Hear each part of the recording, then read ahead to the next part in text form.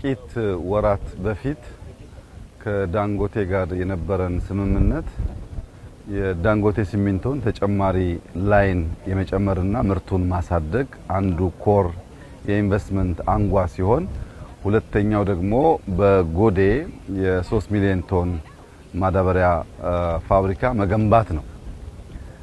ያኔ ለህዝባችን የገባነው ቃል ፋብሪካው በጀመረ በ40 ወራት ጊዜ ውስጥ ይጠናቀቃል የሚል ነበር።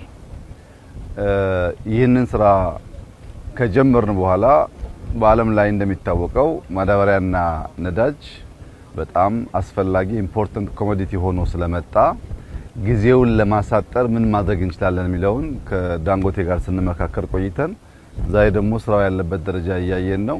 በተቻለ መጠን ከ40 ወር ባነሰ ጊዜ ውስጥ ፕሮጀክቱን ጨርሰን ለኛም ገበያ ከኛ የሚተርፍ ካለም ለውጭ ገበያ ለመጠቀም ጥሩ ተስማምተናል።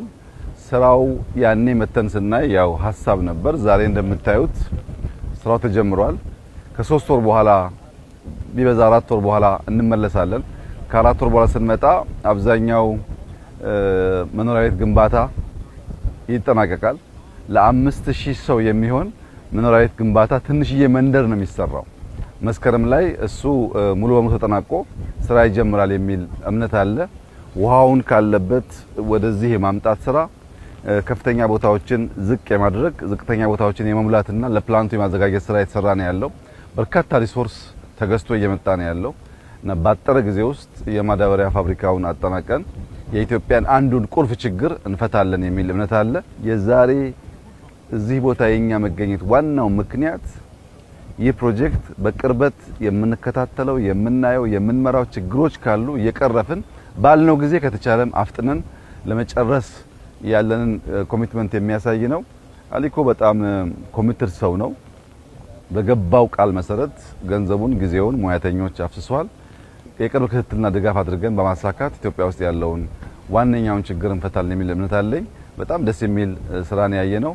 እንግዲህ በዚሁ መልክ የክልሉ መንግስት፣ የፌደራል መንግስት የቅርብ ክትትልና ድጋፍ እያደረጉ እንዲጠናቀቅ ካደረግን በጣም ትልቅ ችግር የሚፈታ ፕሮጀክት ይሆናል የሚል ሙሉ እምነት አለኝ። በዚህ ጎዴ አካባቢ የምናደርጋቸው ኢንቨስትመንቶች አሁን የገለጽናቸው ያልገለጽናቸውም ተደማምረው በኢትዮጵያ አየር መንገድ ደረጃ ከፍተኛ ገቢ ለኢትዮጵያ የሚያስገቡ ናቸው።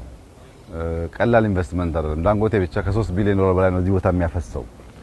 የቻይናዎቹ ኢንቨስትመንት አለ እና በጣም ትልቅ የሀገርን መልክ፣ ቁመና፣ ኢኮኖሚክ አቅም የሚቀይር ነገር ነው። በምግብ ራስን መቻል ዋነኛ አጀንዳችን ነው። በምግብ ራስን ለመቻል መሬት ያስፈልጋል አለን፣ ውሃ ያስፈልጋል አለን፣ ሰው ያስፈልጋል አለን። ምርጥ ዘርና ፈርቲላይዘር ላይ እየሰራን ያለነው እነዚህን ካሟላን ለኛ ብቻ ሳይሆን ለሌሎች የሚተርፍ ነገር ማድረግ ይቻላል ማለት ነው። ይሄ ቦታ እንደምታዩት በጣም የተመቸ መስክ ነው፣ የተመቸ ሜዳ ነው። ሶማሌ ክልል አፈሩ ታርሶ አያውቅም፣ ውሃው አለ። ይሄንን ወደ ኢሪጌሽን ወደ ድሪፕ ኢሪጌሽን ሲስተም ብናስገባ ሶማሌ ብቻ የምናርሰው ለብዙ ሊተርፍ ይችላልና ስራ ይፈልጋል፣ ሀብት ይፈልጋል፣ ጊዜ ይፈልጋል። ያንን ካሳካን ግን ብዙ ችግሮቻችንን የሚፈታ ጉዳይ ይሆናል።